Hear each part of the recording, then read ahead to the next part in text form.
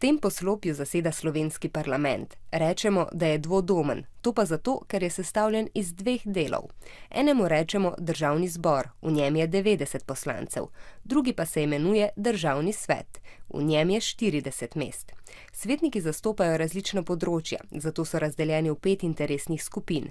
To so interesna skupina delodajalcev, torej tistih, ki zaposlujejo, interesna skupina delojemalcev, torej delavcev, interesna skupina kmetov, obrtnikov in samostojnih poklicev, interesna skupina negospodarskih dejavnosti, kamor spadata tudi šolstvo in šport. Največja pa je interesna skupina lokalnih interesov, recimo občin.